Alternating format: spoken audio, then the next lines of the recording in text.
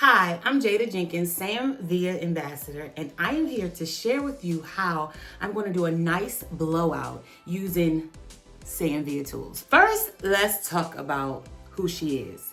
This is my girl Janet. She came in looking like this. We decided to throw some color in it. Not we.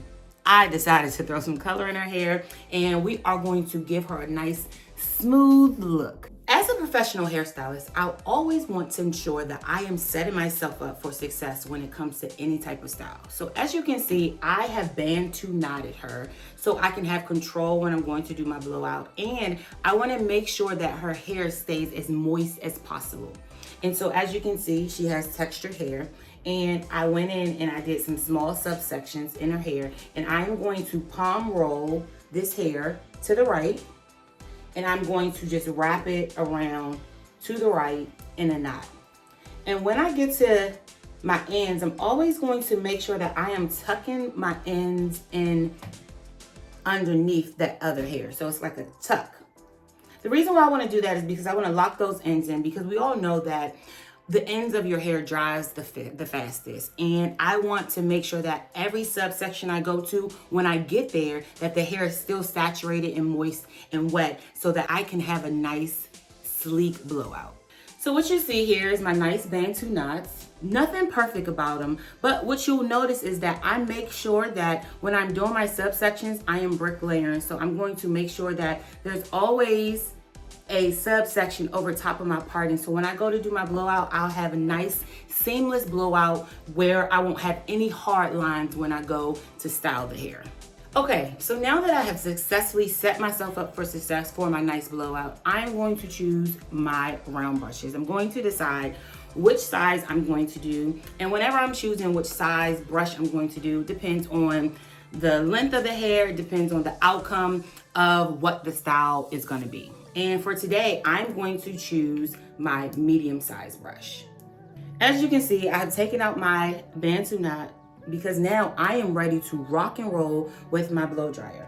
Depending on the size of your brush, always depends on the subsection of how much I blow dry when I'm going in with my section. So I typically use the size of my brush, and I go and I gauge right there. As you can see, that's about the same size as this, so I know that I have enough hair to kind of blow out. If you need to split it in half, by all means, you can definitely do so, but I wouldn't do any more hair than what your actual round brush is. So now I want to introduce you to the blow dryer. I am using my Villa Artist Series blow dryer. I love this because of how powerful it is and how it gets the job done, especially on higher textures hair.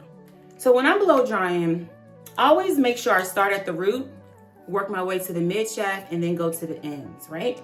We want to ensure that we do that so that we aren't overworking ourselves. We want to make sure that we are keeping the integrity of this textured hair. And so we don't want to keep going over blow drying, over blow drying, over blow drying, right? So I love my technique of, I call it 4 corners, where I go in at the root, I kind of make sure I go in at a grip, and I'm going in with my blow dryer at an angle, 1, 2, 3, 4, 5, 6, 7, 8, right? Now I'm gonna go to the next corner, and I'm gonna come in, 1, 2, 3, 4, 5, 6, 7, 8.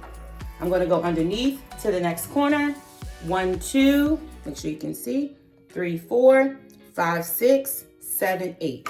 And then I'm gonna go to this side. Come in, 1, 2, 3, 4, 5, 6, 7, 8. What I love to do is do the 4 corners, and typically for the most part, I can do that rotation twice, right? So then I'll go back over here, 1, 2, 3, 4, 5, 6, 7, 8. Whatever my number is gonna be, I'm gonna stick with it, my count out number. So if I'm going 1, 2, 3, 4, 5, 6, it's gonna be 1, 2, 3, 4, 5, 6 every time I go around in that rotation until I feel like it's completely dry, and then I'm going to move to my mid shaft and do the same exact thing. Go in on my 4 corners, and I'm going to make sure that hair is dry. Then I'm gonna come into my ends, and I'm gonna get those ends nice and dry.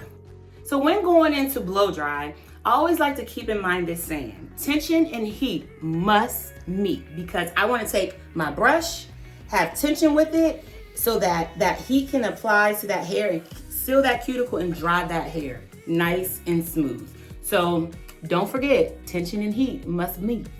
When you are blow drying, you always want to make sure that you're blow drying at an angle with that nozzle. You don't want direct heat on that scalp because you could potentially burn the client. And also too, remember, she has textured hair. And so we want to make sure that when she goes to shampoo her hair, that her hair converts back. And so we don't want to give her any heat damage. So we're going to always go in at an angle.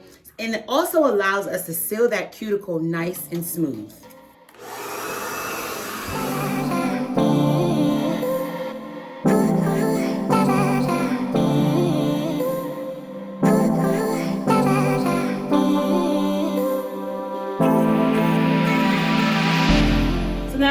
Hair completely dry, I'm going to go in and I'm going to start rounding it out so I can have a nice bevel and get some curl into the hair. I'm still going in at an angle with my blow dryer so that I do not give her any heat damage.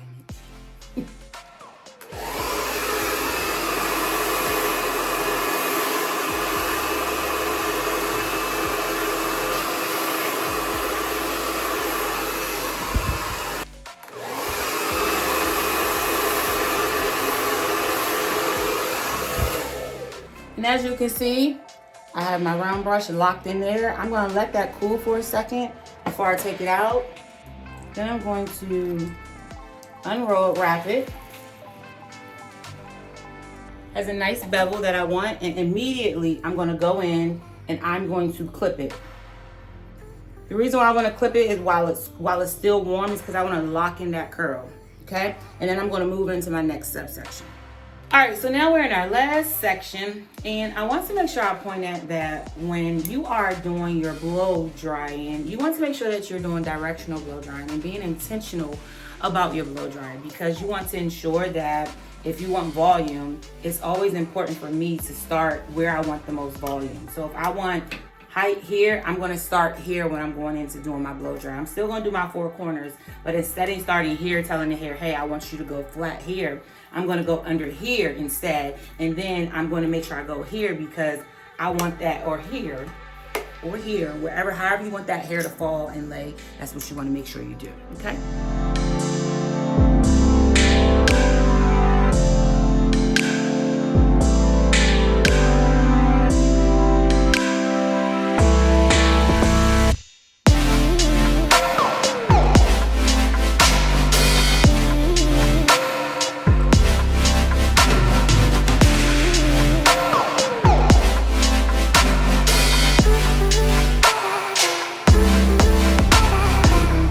Sit and lock it in. I don't need to take the clip out. This is my last one, so I don't need to take it out, put a clip in. It's just going to let it sit and do its thing, and we're going to be able to see the finished product. Okay, fine. So now we have let this lock in. We're going to started taking our clips out. Take this last one out. Take this out. And I'm going to take a little bit of oil. Use whichever one works well for you. I'm using my Mazzoni oil. I'm going to emulsify it in my hands. And I'm just going to go in. I'm really just going to focus on the ends to make sure they have some shine. Make sure they're not dull. And we're going to go in and we are going to finger this hair out. Okay?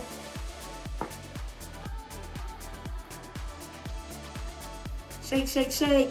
Shake, shake, shake. Shake yo. I didn't say that.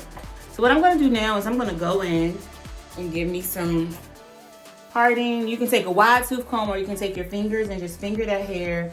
Just ensure that it's laying the way I want it to lay. Has nice body. And you see how it still has that nice bevel and curl and bounce. It's because I locked in that curl while the hair was still hot. That's very important to do. And once you lock it in while it's still hot, the longer you keep it in, it will have nice bevel, nice curl, nice body to it. And that side you can see stayed in longer than this side. So you can see the difference as to the longer you keep those clips in, the tighter the curl can be. And then the quicker you take it out, the looser it will be. If I wanted to put some heat in, I could, but I'm just gonna let it be.